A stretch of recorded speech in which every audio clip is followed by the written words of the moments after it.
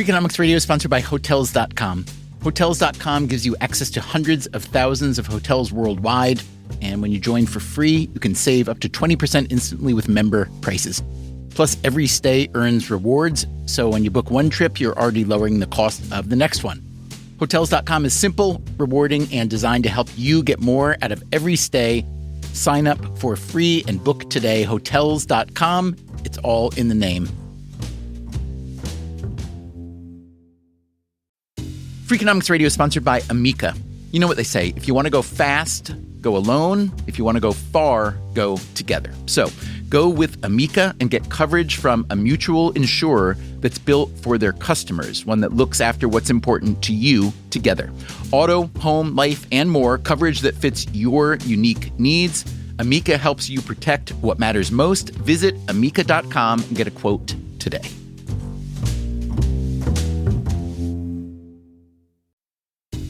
Freakonomics Radio is sponsored by Mint Mobile. Ditch overpriced wireless with Mint Mobile. Cut your wireless bill to $15 a month at mintmobile.com/freak.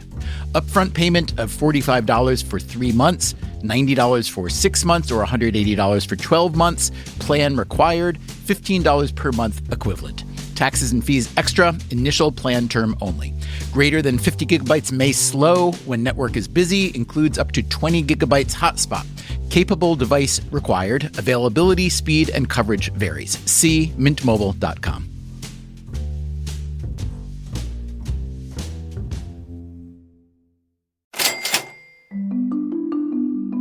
More than 200,000 people have died from COVID-19 in the U.S., and there's a common sentiment that New York City is on its deathbed too. It was, after all, the American epicenter of the pandemic, with more than 20,000 people dead and nearly 250,000 positive cases. It also had a shutdown that showed just how reliant the city's economy is on the very things that are most discouraged during a pandemic. Packed Broadway theaters and subway cars, packed restaurants and sidewalks, packed offices and co-working spaces. Over the summer, New York's COVID rates fell dramatically. Schools recently reopened, and even restaurants have been approved to resume indoor dining at reduced capacity. But infection rates have begun to tick up again, which may lead to a second shutdown, which would pile on atop all the economic damage that's already been done. So, could the density that has historically driven a city like New York also drive it toward extinction? Is New York City, and as a New Yorker, I don't even like to say this aloud, but is New York City over? Over my dead body is New York City over. But what about the data? The city is projecting $6-7 billion deficits out as far as the eye can see. People are concerned about what appears to be an increase in homicide rates. Well, if we have people work from home, that home could be anywhere. Ha! No, New York City is not over. Today on Freakonomics Radio, the first of a two-part series about the fate of cities in the age of COVID-19. This one is primarily about New York and the upsides and downsides of cities in general. And next week, we'll talk about why solving one urban problem would help solve so many others. Which problem is that? I'm glad you asked. Housing prices. But that's next week. Today's episode starts right after the... Here, whomp it with me. Whomp, whomp, whomp. Whomp, whomp, whomp. Whomp, whomp, whomp. From Stitcher and Dubner Productions, this is Freakonomics Radio, the podcast that explores the hidden side of everything. Here's your host, Stephen Dubner.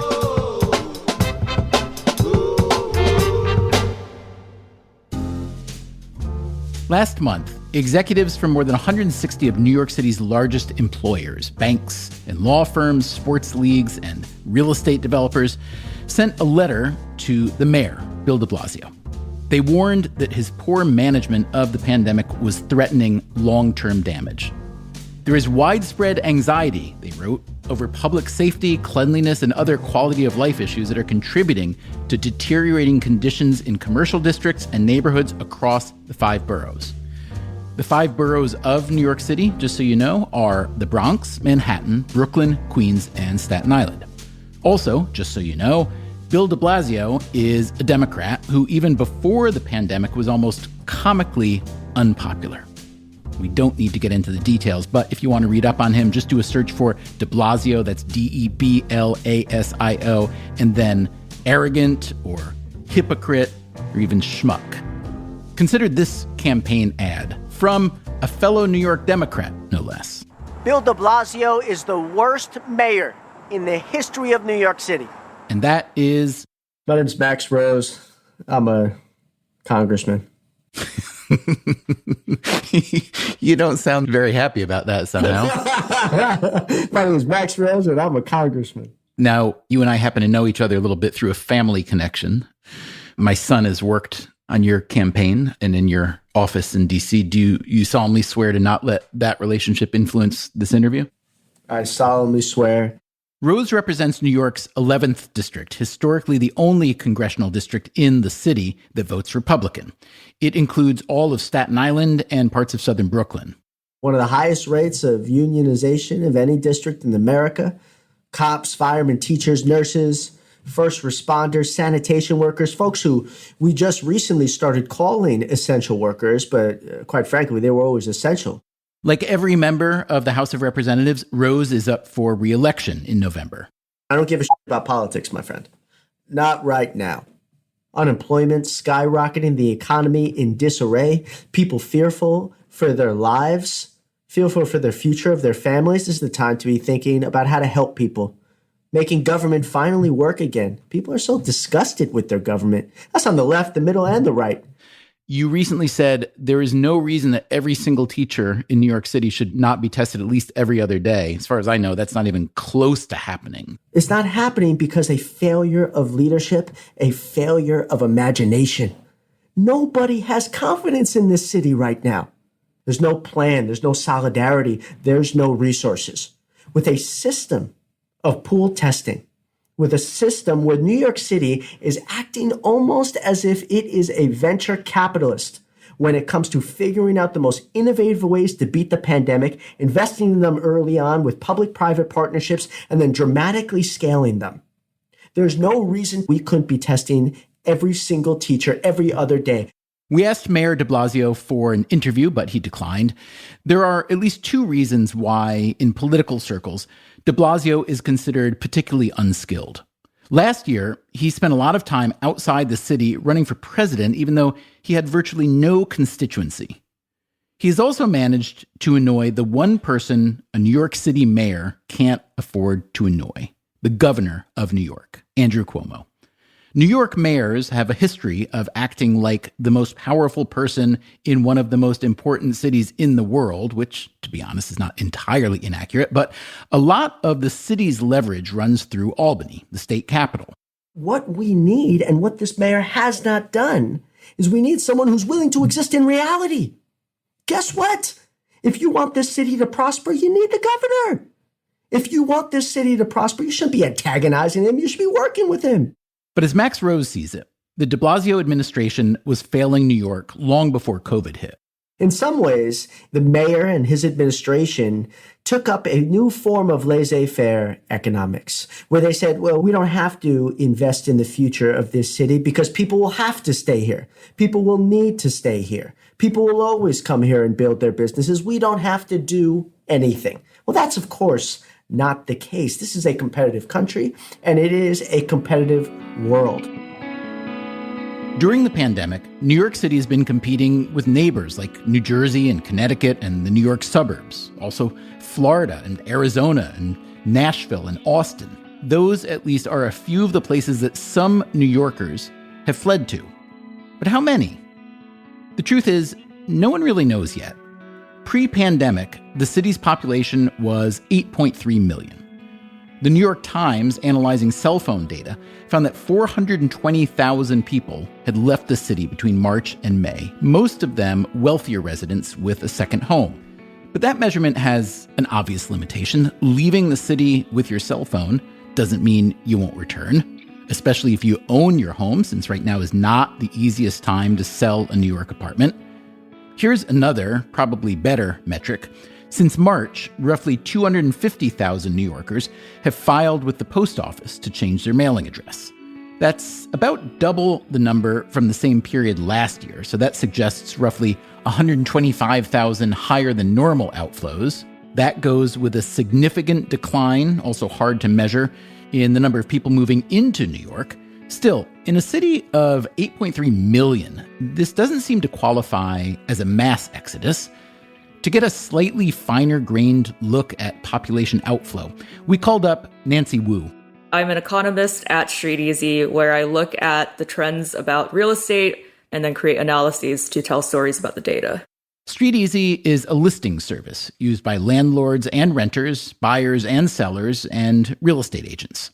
It manages a pretty impressive database. I have access to all of the market data on the sales and the rentals listings in the universe of real estate listings in New York City. And what has Wu seen since the pandemic? So Manhattan rental inventory, as of July, there's been 37,000 listings on the market. That is a 65% growth from last July. And how about in, say, Queens? And Queens, you should know, has 2.2 million people, whereas Manhattan has only 1.6 million. In Queens, there's 6,600 listings on the market, and that's a 26% increase from last July. So inventory grew everywhere when looking at the borough level, but it grew way more in Manhattan. So that's some rental data. What about home sales?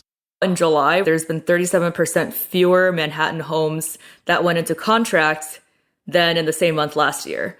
There's largely been a fast forwarding of the natural attrition of the city. So New Yorkers who are planning on moving to the suburbs within 1 to 2 years are doing so now instead. So these New Yorkers are taking advantage of the low mortgage rates to move to the suburbs. So that's another hint that the outflow may not be as apocalyptic as some people think, at least not yet. That it may be more of a one-time acceleration of a constant trend. Although, of course, those outflows are usually countered by inflows. Will people keep moving into New York? There are a lot of reasons to suspect not, particularly in the short term. The city is diminished, and it remains relatively expensive, especially housing, although that too is changing, at least a bit. In Manhattan, rents fell by 3% year over year since last July. That's the biggest decline we've seen since the Great Recession, when rents fell by 10%. But Wu says we may be seeing only the beginning of this trend. We do expect that Manhattan rents could fall by more than 10% because there's a lot of factors where the pandemic has more impact on rents than the Great Recession did. That may be especially true for two reasons. The first is that a recovery from a pandemic is likely even more uncertain than recovery from a financial crash. The second is that the pandemic isn't done doing its damage on the economy. Just last week, we saw tens of thousands of new layoffs and furloughs announced by firms like Disney and United and American Airlines. And even when jobs aren't based in New York City, there is a trickle-down effect on the financial services and banking industries here, on consulting and accounting firms, on commercial real estate and the hospitality sector. A recent audit by the New York State Comptroller reported that over the next year, between a third and a half of New York City's restaurants and bars may close permanently. So you could imagine that pandemic-induced urban flight will accelerate. And maybe not just in New York, but in cities all over the country.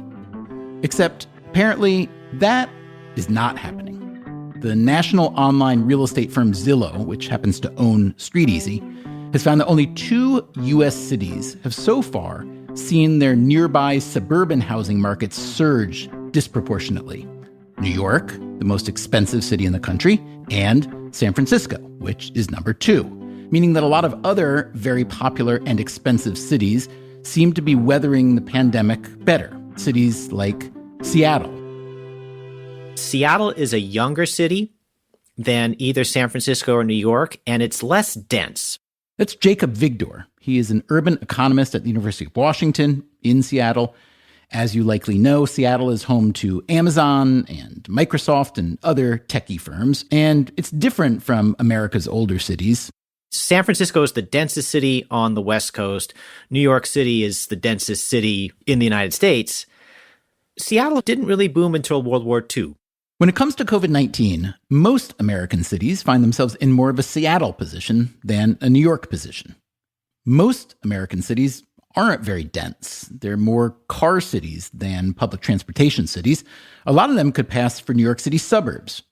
That said, Vigdor sees COVID-19 affecting cities like Seattle, too. Imagine the typical workday of an Amazon employee in Seattle. They wake up in the morning in a house that might have cost $1 million, and if it had been in Pittsburgh, it would be less than half that much. They eat their breakfast, and then they go to work, and if they're out in the suburbs, getting into South Lake Union, the neighborhood where Amazon is, might take them an hour. And then they work all day, and then they go home, and that's another hour and a half. So that's a lot of commuting. People will self-report a lower quality of life if they have to endure long commutes. COVID-19 has essentially wiped out commuting, at least for now, at least for the kind of jobs that can be done from home. Once you start to move to a model where you're not based in an office, then the entire need to locate in a place where there are a lot of high-skilled workers nearby sort of evaporates. And cities with a concentration of highly skilled workers tend to be expensive cities. And so it could lead to a situation where you've got more innovation happening in different parts of the country, and you have people being recruited without the necessity of relocating. This could be good news for smaller, cheaper cities, also for suburban and rural areas, but it's bad news, even more bad news, for a big city like New York, whose density has lately been working against it.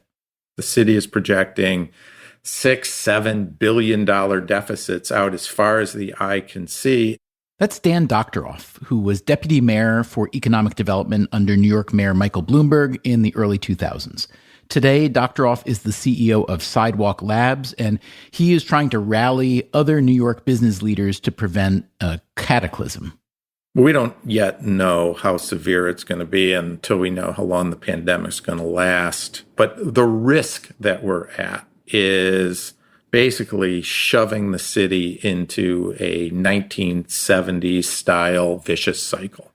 What you don't want to happen in a city is for the city to actually shrink in terms of the number of residents, the number of jobs, and the number of visitors. Because when it shrinks, the budget gets compressed. When that happens, quality of life deteriorates and more people leave, perpetuating the cycle.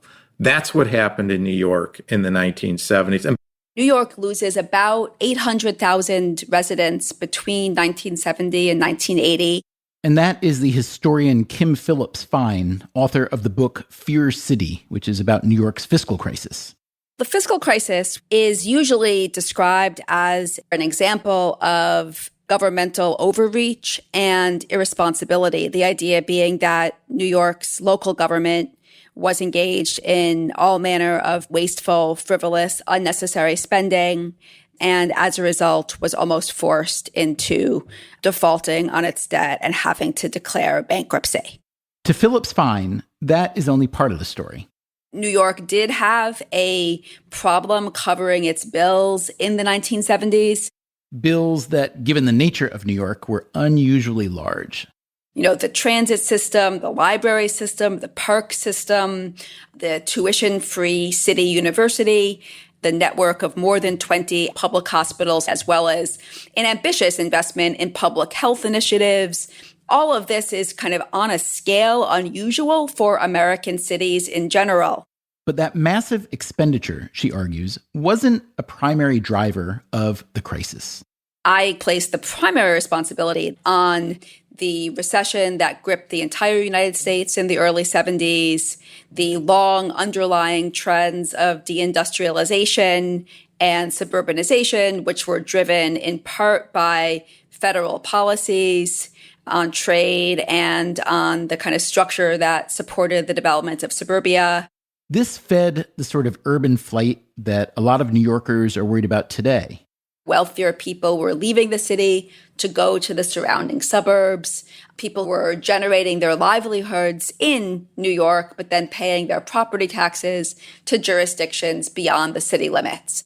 The city kept spending on all the services that make a city, but with declining tax revenues, there arose a huge deficit, $1.5 billion a year, which was a lot of money back in the 1970s. And instead of addressing this openly, the mayor of the city and others in the city government begin to quietly borrow more and more. The mayor at the time was Abraham Beame, who, before he got into politics, was an accountant, which presumably meant he understood the value of not spending beyond your means. But by 1975, the city was facing a $3 billion shortfall and was unable to borrow any more from its creditors. Bankruptcy looked likely, if not inevitable. The Republicans running Washington under President Gerald Ford weren't willing to help either. Here's how the Daily News put it in perhaps the most famous front-page headline in tabloid history. Ford to city, drop dead. But the governor of New York, Hugh Carey, had brought in a savior by the name of Felix Rohatyn. Felix Rohatyn was an investment banker who became very involved publicly in the city's efforts to respond to the crisis. And he headed up the Municipal Assistance Corporation, otherwise known as Big Mac, which was authorized to sell bonds on behalf of the city that were backed by a special sales tax. And then Mac would release the money to the city as the city showed progress towards a balanced budget.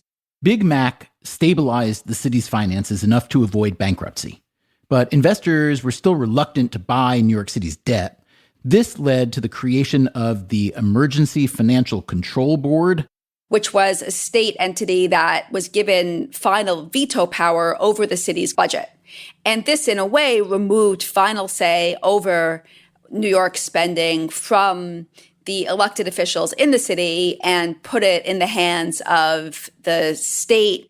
This helps explain why, to this day, the mayor of New York City has to make especially nice with Albany. People are pretty explicit about this at the time. The idea is to make it harder for New Yorkers to influence what their city spends money on. New York City finally had a balanced budget by 1980, but the city's workforce had been reduced by 20%, and there were a lot of other problems. Parks that are dilapidated, the fires in the South Bronx or in Brooklyn. The number of homicides in New York goes up dramatically from about 1,400 a year in 1970 to a bit over 2,000 by 1980.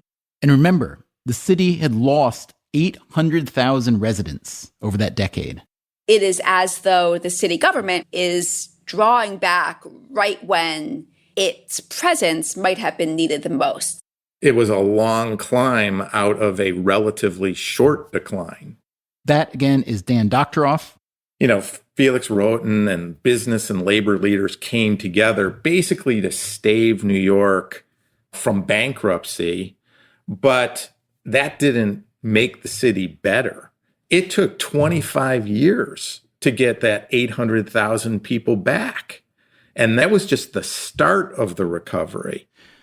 Okay, so the fiscal crisis in the 70s was a relatively short decline, even though the underlying problems were evident for a while, followed by a relatively long recovery. The pandemic, meanwhile, was totally unexpected, and the economic decline has been faster, more drastic, and in the long run, maybe even deeper. So when you look at these two declines, how do you conceptually think of recovering from this one versus that one? So that one took a long time, billions of dollars of investment, painstaking progress followed by retrenchment and more progress.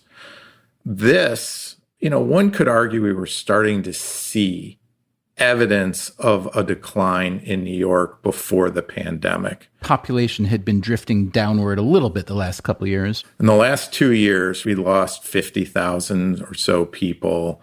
And so that was a negative sign. We had started to see slight upticks in certain categories of crime, which were disconcerting. But I think what COVID does is potentially dramatically accelerates that process. On the other hand, New York starts going into this crisis in a much better position than it was in 1975 because it has happened so quickly.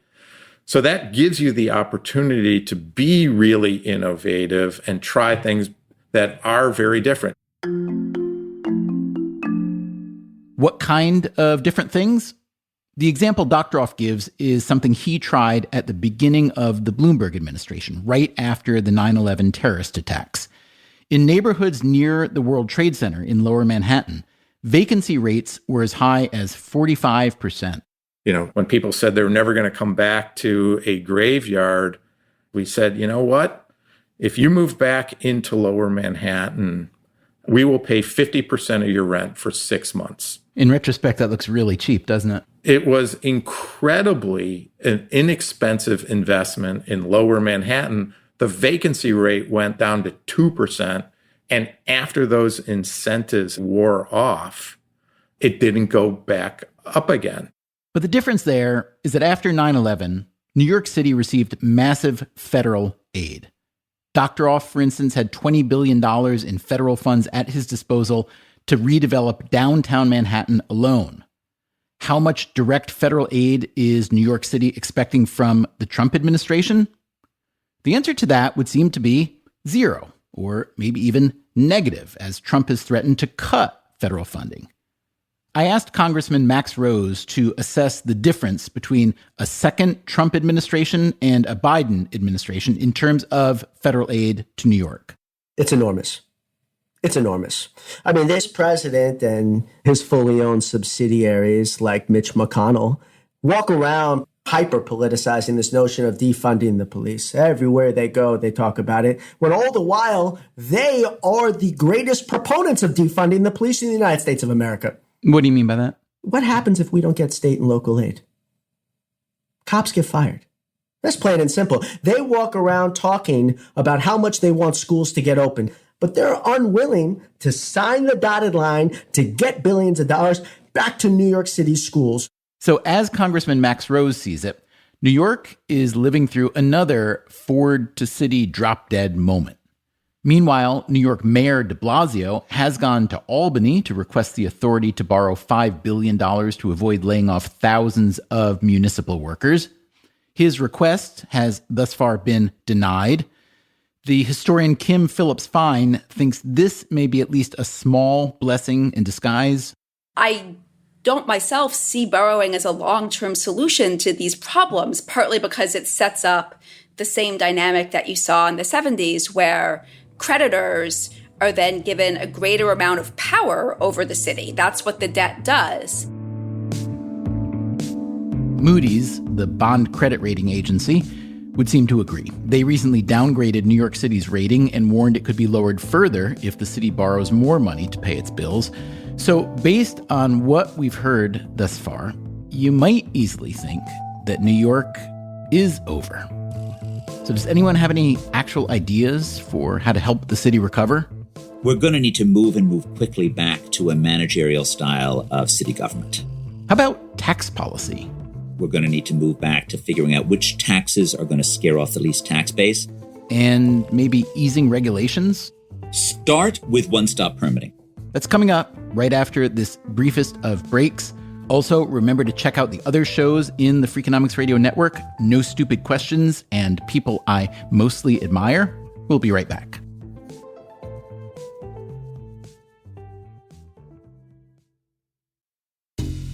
Freakonomics Radio is sponsored by Cash App.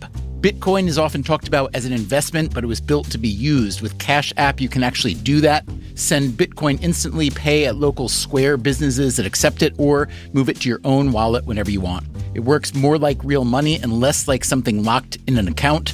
For a limited time, new customers can get $10 added to their balance. Just use code CashApp10 when you sign up. And don't forget this part, send at least $5 to a friend in the first 2 weeks. Terms apply. Cash App is a financial services platform, not a bank. Banking services provided by Cash App's bank partners. Bitcoin services provided by Block Inc. brand. For additional information, see the Bitcoin disclosures at cash.app/legal/podcast.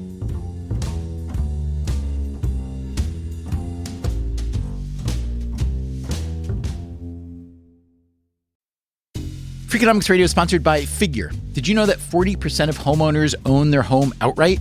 If that's you, don't let your equity sit idle. Tap it with a home equity line of credit. Figure, the #1 non-bank HELOC lender in the U.S., helps tap equity you've built in your home so you can do things like tackle a renovation or pay down debt. HELOC is a line of credit secured by your home. You can draw what you need, repay, and draw again. Figure offers a 100% online application. Get approved in 5 minutes and funding in as few as 5 days. It's faster than a bank loan and cheaper than a personal loan. Check your rate today without impacting your credit at figure.com/Freakonomics. This post is sponsored by Figure, NMLS ID 1717824. Figure is an equal housing lender. For more information about their licensing, visit nmlsconsumeraccess.org. Figure's HELOC is subject to credit approval and terms apply. Freakonomics Radio is sponsored by LinkedIn Ads. Ever invested in something that didn't live up to the hype? Marketers know that feeling. They optimize for the numbers that look great, like impressions, but then they don't see revenue. LinkedIn has a word for that: bull spend. Instead, you can get the highest ROAS of major ad networks with LinkedIn. Cut the bull spend, advertise on LinkedIn. Spend $250 and get a $250 credit. Go to linkedin.com/Freakonomics. Terms apply.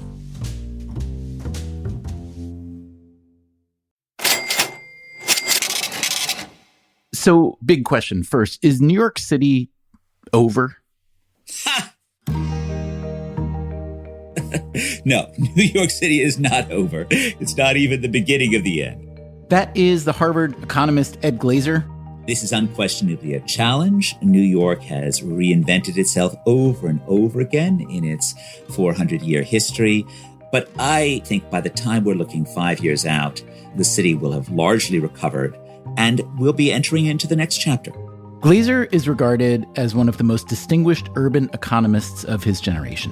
He also happens to have grown up in Manhattan in the 1970s, which might account for a little bit of his optimism about the city's recovery now.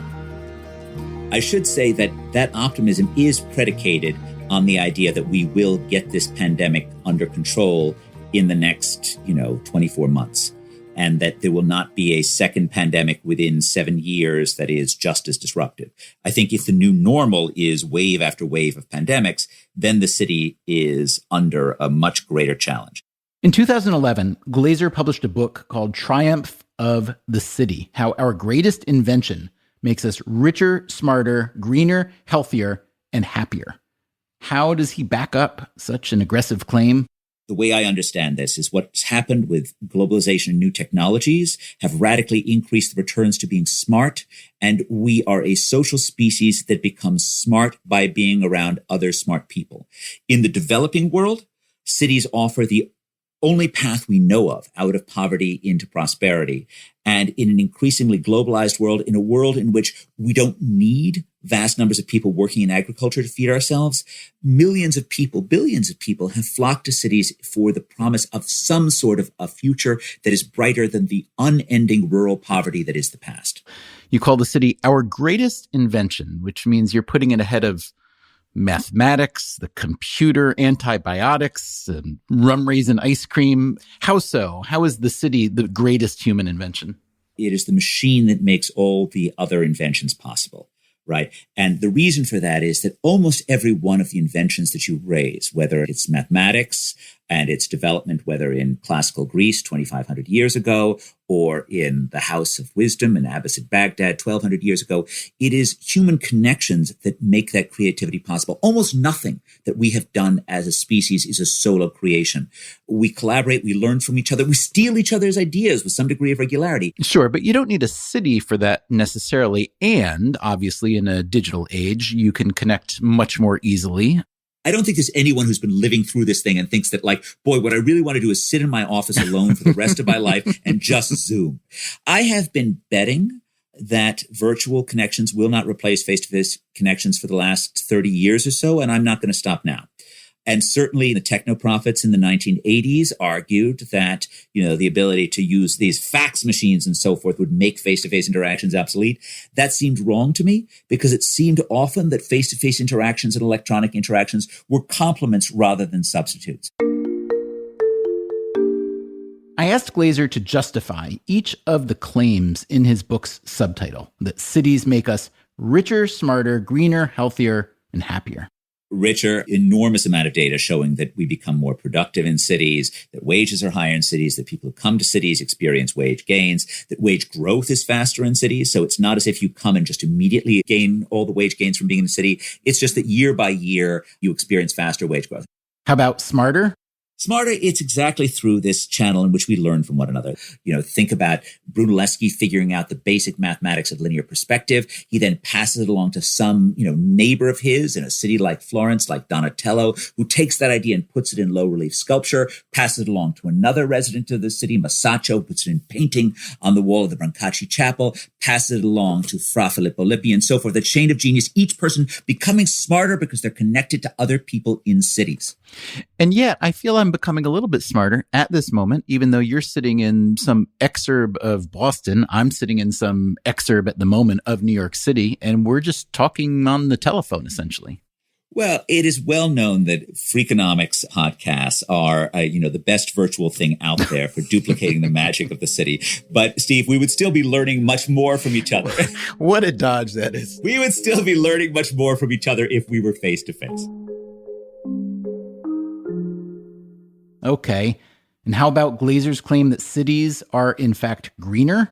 There are two main reasons why, as a person, your carbon emissions go down from living in dense areas. The first is travel. Americans just take much shorter car trips when they live in dense urban areas than when they live in far-flung suburbs. The second big difference comes from smaller living spaces. It's not that apartments are magically greener than single-family detached homes. They're not, but they are typically smaller. And that means less energy spent air conditioning and less energy spent on home heating. And how about healthier? Well, that certainly has been challenged as pandemics have reared themselves up again. We had a blessed century from 1920 to 2020 when we had almost no significant pandemics, perhaps with the exception of AIDS, that struck the urban world. And we noticed an amazing thing, which was at first life expectancies equalized between cities and outside areas. And then life expectancies got longer in cities in New York, actually over 2 years longer in New York. The lower death rates have been attributed to more exercise, more social connection, more active lives. And finally, happier. It's an interesting thing because New Yorkers actually don't say that they're happier. In fact, what self-respecting New Yorker is going to tell an interviewer how satisfied they are with their life. But they do, in fact, commit suicide at much lower rates. Triumph of the City was published, as I mentioned, in 2011. A lot has changed since then. Even before the pandemic, even before New York and other cities went into lockdown, Glaeser had taken a hard look at how cities were coming up short of their promise. He wrote a paper called Urbanization and Its Discontents. The sort of backdrop for Triumph was the 1970s. And relative to where we were in 1977, with the city on the edge of bankruptcy, with crime rates soaring, with industry leaving by the hundreds of thousands of workers, all right, cities in 2010 or 2020 still feel reasonably triumphant. Part of what happened between 2010 and 2020 was we started just expecting more from our cities than a reasonably safe place to make a living. We started expecting that it would start solving a wider range of social problems. We started becoming less tolerant of the inequalities that existed in cities. Glaeser points to several urban discontents. An obvious one is the low availability and high cost of housing. It is certainly true that the city's own triumph sowed the seeds for the housing market difficulty and for the anxiety about gentrification. Both of those reflect the fact that you have rising demand of the city that's not being met with accommodating space and hence is pushing its way into neighborhoods that didn't really want to be pushed into. High housing prices also work against the wage advantage that cities confer, especially for less educated workers in expensive cities like New York and San Francisco. Their wages have actually gone up. right? And so if you're looking for a job, at least pre-COVID, if you were trying to find a job as a bartender, you were going to be paid a lot more in San Francisco than you were going to get paid in Atlanta. On the other hand, the competition for urban space has meant that those wage gains have been eaten up by the price gains. So their quality of life is higher, their earnings are higher, but they're paying through the nose for their living space. Another urban discontent, income mobility, or the lack thereof. It really does look that while cities were doing a great job of enabling adults to connect with labor markets, they were really not doing a great job helping kids to thrive. The lack of urban opportunity for kids growing up in cities, those are a disturbing set of facts. So of the discontents that you list, if you could fix one, and let's say we're talking about fixing one pre-pandemic because there's so much in flux now, which would it be? Which discontent, if you could have some kind of magic wand or a lot of leverage, do you think would help take care of a lot of the others? Oh, look, it's always about the kids. It's always about urban education. It's by far the most important thing. Now, unfortunately, it's the hardest thing. If you ask me which one I know how to fix, I mean, I don't know how to fix the politics of housing supply, of building more apartments. I know how to make New York affordable. You build 100,000 new units a year. That's a technological fix. Whereas the schools, they're a living, breathing organism with teachers and kids, and it's just really hard. But if you gave me like a magic wand to fix it, I would fix those schools. There's another urban discontent that has rearisen lately. People are concerned about what appears to be an increase in homicide rates in at least some cities. That's Jennifer Doliak, an economist at Texas A&M who studies the criminal justice system. You know, crime is often part of the conversation around the state of our cities and whether they are appealing to live in, whether they're safe to raise children in. Over the past few decades, there had been a strong positive trend. So basically, crime rates, especially violent crime rates, dropped substantially beginning in the early to mid 90s. And it's basically been a nonstop drop since then. And so the conversations we're having now around an uptick in especially homicide rates during the last couple of months, you know, we're still at historic lows in terms of crime rates. How big is this uptick? So the best research on this, I think, is by David Abrams at the University of Pennsylvania, where he has aggregated a whole bunch of data at the city level over time. And he finds that on average, there is about a 5% increase in homicide rates. A 5% increase, especially coming off such a long decline, doesn't sound that significant. So why is there the sense that crime has gotten so bad? I think part of the reason is just the way the media talks about crime and the way that politicians, particularly our president, have been talking about crime. And so any increase in crime then becomes extremely salient to people when it's mentioned in the news all the time. Right. So keeping in mind that 5% average increase in homicides, some of the cities I'm looking at in these data have a much larger year-over-year increase. Philadelphia up 23%, Chicago up 34%, New York City up 23%, New Orleans up 36%. On the other hand, when you look at all these cities, even when their homicide rates have not risen that much, most non-homicide crimes have, since the pandemic began, fallen. So why is that? Why would homicides be rising when almost all other crimes in most places seem to be falling? That is a great question. I'm not sure we have a great answer to it yet. I think a lot of the other types of crimes depend heavily on foot traffic. If we're talking about robberies or muggings, if people aren't out and about anymore, then there's no one to rob. We see home burglaries are down a whole lot, and that's probably because people are home and burglars don't like to break into homes when people are there. We actually see an increase in commercial burglaries, so breaking into stores that are closed now, which sort of makes sense. Homicide, it's a bit of a mystery, and I think the mystery is compounded by the fact that we're seeing different effects in different cities, so it's kind of hard to come up with a really clear story. It's possible that some of this is gang violence. And so if people aren't out and about, then there aren't witnesses and bystanders who might deter violent crime or violent confrontations among people that perhaps don't care about stay-at-home orders. Something else that has been written about quite a bit now is what happens to domestic violence rates. We see domestic violence rates increase quite a bit. Some of those surely are turning into homicides, but that probably is not explaining all of the potential effect on homicides in these cities. Another hypothesis, with some evidence provided by research from the economist Roland Fryer, is that when a given police department has been accused of brutality or using excess force, they tend to pull back from their crime prevention duties. There have been a few papers on this at this point, and most of them suggest that a reduction in police effort or, these police slowdowns probably are causing an increase in crime. It's a longer and highly contentious conversation about whether it's reasonable for the police to be pulling back in the current moment. But if they are, then it would be reasonable to expect that to contribute to increasing crime rates. The summer of 2020 saw many urban police departments under scrutiny, with widespread calls for police reform and defunding. So I live in Austin, and I think they just voted to cut our police budget by a third. I am very interested to see how that plays out. And so I think... Interested, like with one foot in the moving van interested, or... Not that interested, but I do believe strongly enough in the research that increasing policing reduces crime rates. The broader conversation about reducing police budgets and shifting that money to other social services that could also reduce crime, I think are very useful conversations to have. And I'm all for trying some of those kinds of reforms. I think the challenge is that those types of changes are not going to happen overnight. And so seeing some places cut their police budgets without a very clear plan as to how they're going to essentially replace those efforts immediately in some other fashion, that makes me nervous.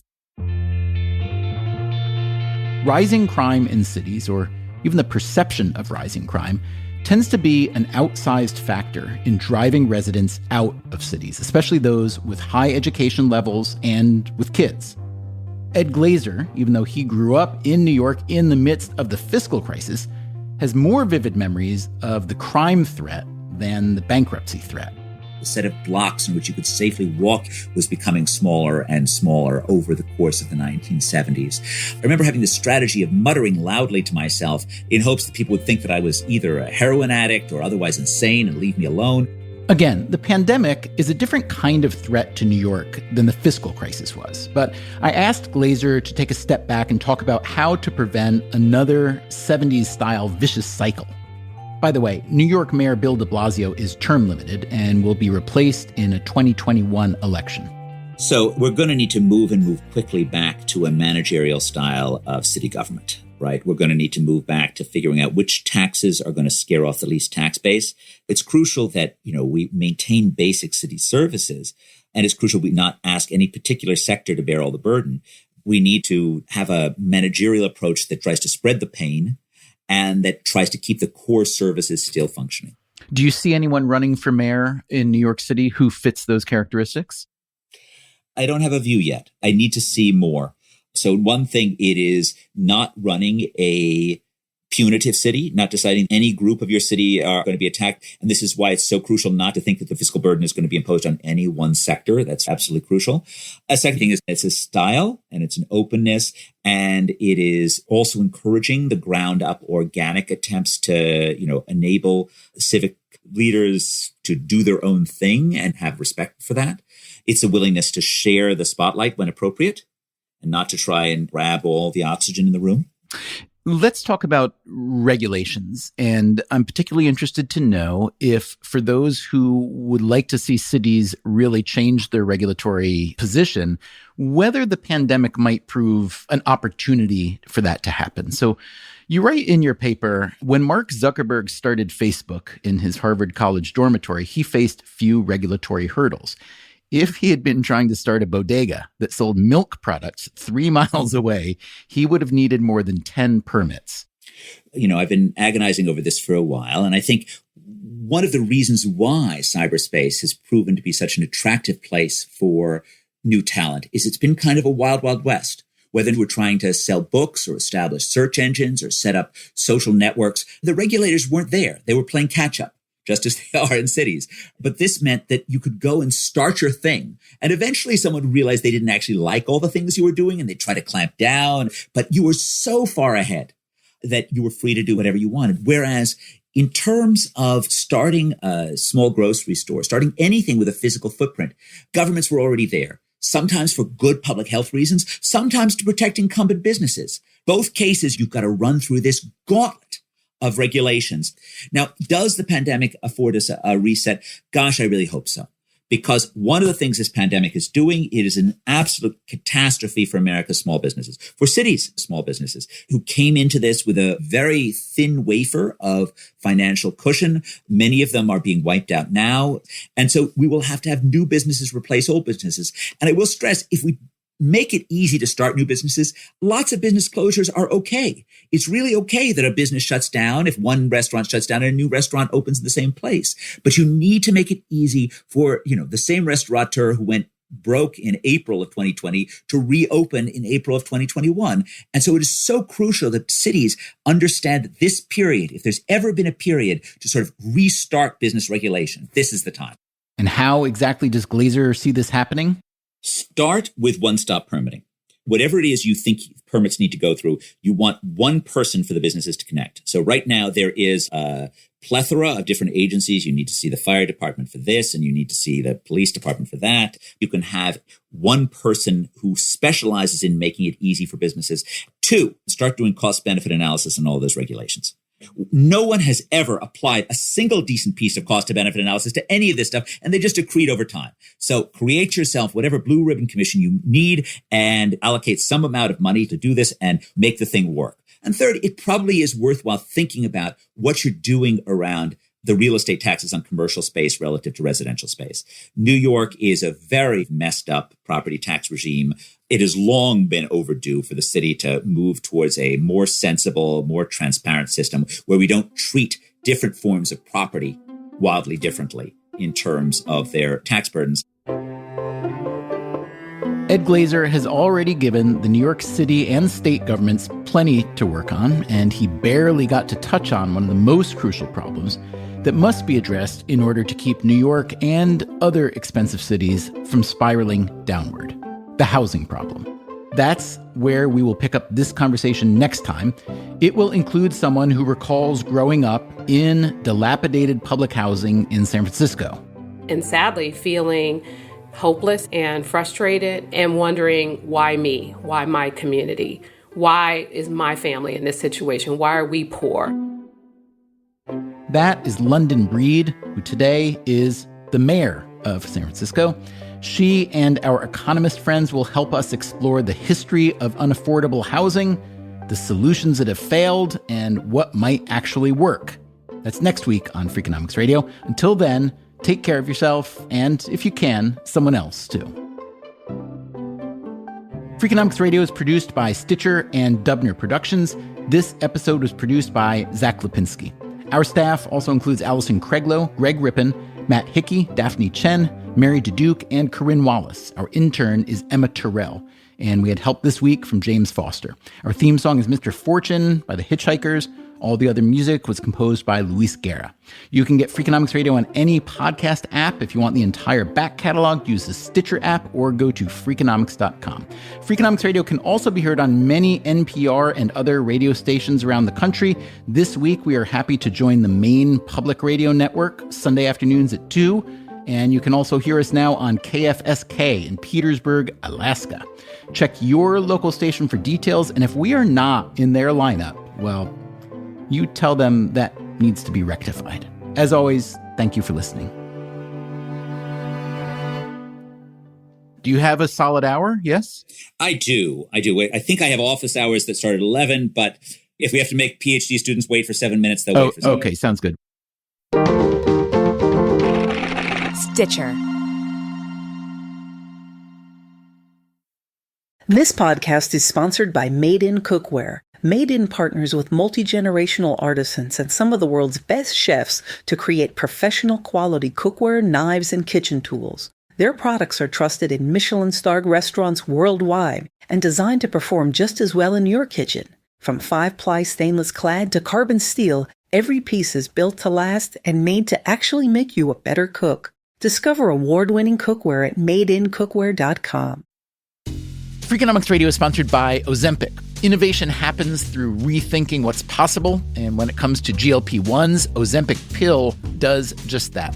Learn more about Ozempic semaglutide tablets, 4 and 9 milligrams, by calling 1-833-OZEMPIC or visit Ozempic.com to view the medication guide and ask your doctor what's possible with FDA-approved Ozempic pill.